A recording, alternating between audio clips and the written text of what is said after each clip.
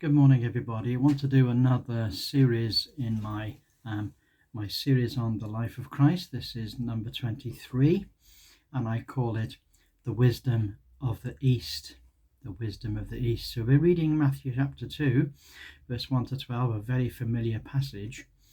Now, when Jesus was born in Bethlehem of Judea, in the days of Herod the king, behold, there came wise men from the east to Jerusalem, saying, Where is he that is born King of the Jews? For we have seen his star in the east, and are come to worship him. When Herod the king heard these things, he was troubled, and all Jerusalem with him. And when he had gathered all the chief priests and scribes of the people together, he demanded of them where Christ should be born.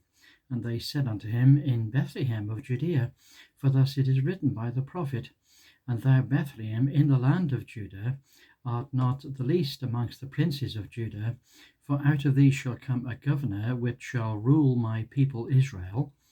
Then Herod, when he had privily called the wise men, inquired of them diligently what time the star appeared.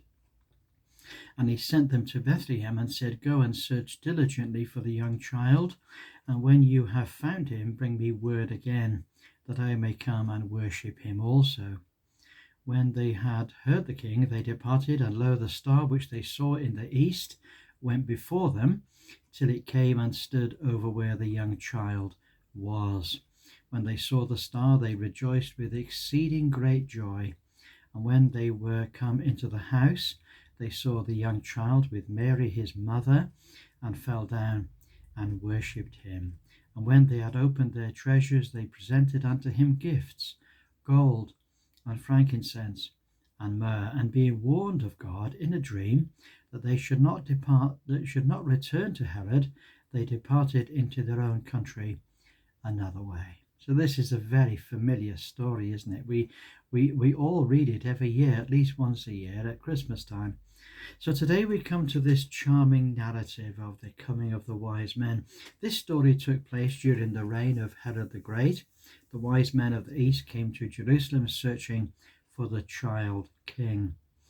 When we go back to the book of Daniel the prophet, we discover that Daniel was put in charge of all the wise men of Babylon. This illustrious group were the scientists and the intellectuals of Babylon. Daniel was the greatest of them all, and the children of Israel had been taken away into captive under a massive military defeat. The princes and heads and families had been taken away because of their greed. They had stolen the Sabbaths of the Lord. For 490 years, the rich had worked the land right through all the Sabbath years. The land owed the Lord 70 years. The interesting thing was that the poor who had no land were left behind. The poor inherited the earth in that sense. Jeremiah, being a poor prophet of the Lord, was never taken into captivity, and he led the poor into safety in Egypt, where he died.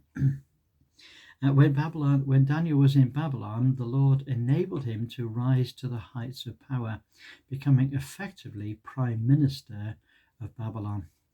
He served under 3 absolute dictators there. The first was converted through Daniel to serve the God of heaven, Daniel's Lord. The children of Judah, the Jews, settled in Babylon and made themselves very comfortable. They had time for study and research into their plight, and they learned the long, hard lessons of their deportation. When the 70 years were up, the Lord raised up Ezra and Nehemiah to lead the children of Judah home. However, very few came home. Those that came home were of the seed of the Jewish nation of Christ's birth, Christ's day. The northern kingdom of Israel never returned properly to Canaan. When the Messiah was born in Herod the Great's reign, a few representatives of that group that Daniel had led in Babylon and who had become leaders in Persia decided that they must return to see the newborn king. And after that captivity, there never had been a king in Israel. The wise men wanted to come and worship the king, the first king of Judah, in 70 years. The problem was that there was a wicked pretender on the throne of his own making. They were the astronomers of their day, and somehow the stars they saw, in the stars, they saw a star that indicated that a new king had been born. It might have taken a while for the group of wise men to set out on their epic journey, probably about 1,600 miles on poor roads and in all weather. They eventually arrived in Jerusalem, and their question was simple: where is he born King of the Jews? It's the first question in the New Testament. Where is he? We saw his star in the east, and we have come to worship him. And Herod the despot was deeply troubled. He knew his time was up. This desperately wicked life was going to come to an end. The whole city was deeply troubled by the news of the wise men. They must have felt complicit in his murders and excesses, and Herod gathered all his wise men and chief priests and scribes and demanded information from them. He wanted to know the location of the king that had been born. Now they were wicked men, most of them, and they knew this, but they knew the scriptures. In Bethlehem, they declared, and even quoted the scriptures to prove it. Herod called the wise men for a private consultation. He questioned them very carefully about the time when they had first seen the star of the new king. It was probably a year at least, more likely 18 or months.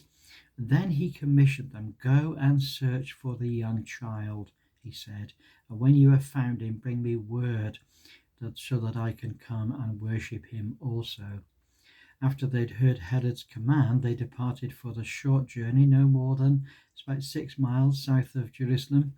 The star which they'd seen in the east appeared again, and this gave them sufficient light to find the little town of Bethlehem, or the city of Bethlehem, and the very house where the young boy lived with his parents. And when the wise men saw the star, they were absolutely full of the joy of the Lord.